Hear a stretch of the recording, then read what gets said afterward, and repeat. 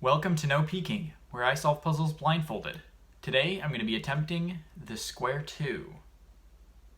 Thanks to everyone who suggested this in the previous videos.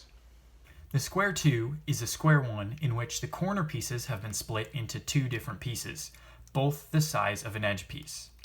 This makes blind solving it both harder and easier than the normal square one. It's harder because there's more pieces, so there's more to memorize and there's more steps in execution. But it's easier because all the pieces are the same size, which means there's no bandaging like there is on the square one. So there's no prior memorization or tracking. We're able to solve it using a method very similar to what we would use for a 3x3. So let's take a look at that method. The first part of a blind solve is memorization. So how do I memorize the Square-2? Well, it's actually fairly straightforward. There are 24 pieces, so I'm able to assign those the same 24 letters that I assign to a 3x3. So I start here with A, then B, C, D, so on and so forth until J, K, L, and then start back up again with here is M, N, O, going around until V, W, X. So that's my letter scheme, and then I start with the buffer right here and track through memorizing like a typical blind solve. The second half of the solve is execution. For this, I use a technique called a slave buffer, which I explain in more detail in my Pyraminx blindfolded tutorial. You can find the link to that in the description. So as I said before, this is my buffer.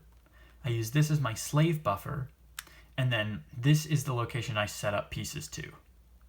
Then I do a -1 on the top and cycle them using a U-Perm. The U-Perm that I use is a pretty standard square one alg. If I'm doing the first letter of a letter pair, I use this alg, /0.3/1/-3/-0-3/1/3/1. And then if it's the second letter of the letter pair, I use the inverse of that, which looks like this.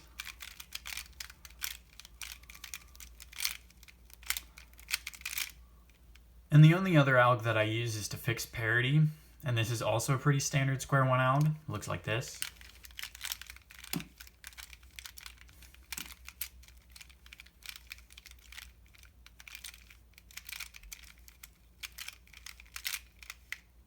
That swaps these two pieces. Alright, the method is pretty straightforward. Let's do some attempts. This is attempt number 1 at Square-2 Blindfolded. Okay.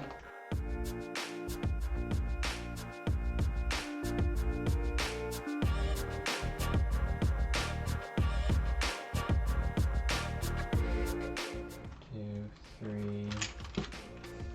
Oh no.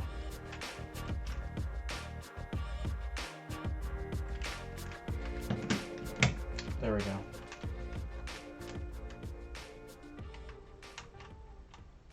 I don't remember where I was. Alright, here we go. This is attempt 2 at Square-2 Blindfolded.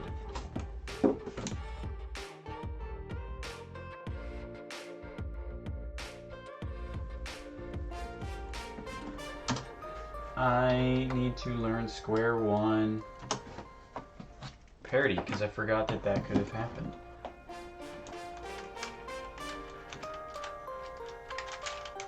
This is attempt 3 of Square-2 Blindfolded.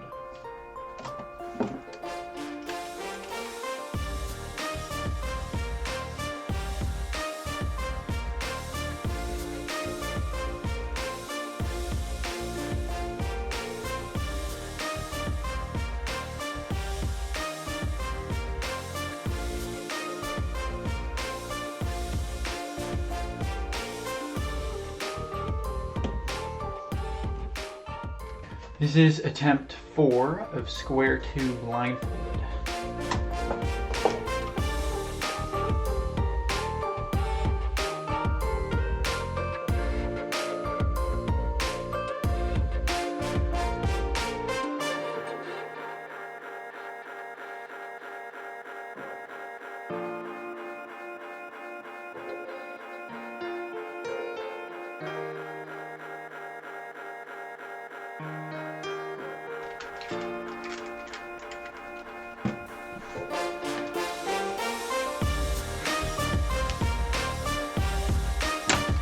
Yes! I was so relieved when I pulled my blindfold off and saw that it was a success. This took a lot longer than I was expecting it to, because for every single turn, I was counting the number of moves that I was turning it by, which is pretty hard to do if you can't see the puzzle. It's not actually that similar to solving Square-1 blindfolded. Reminds me more of the Time Machine, since there's these 12 pieces on each side that all interchange with each other.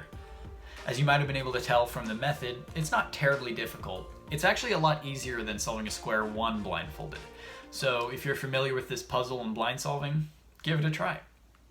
Thank you for watching, and let me know what puzzles you'd like to see me solve blindfolded.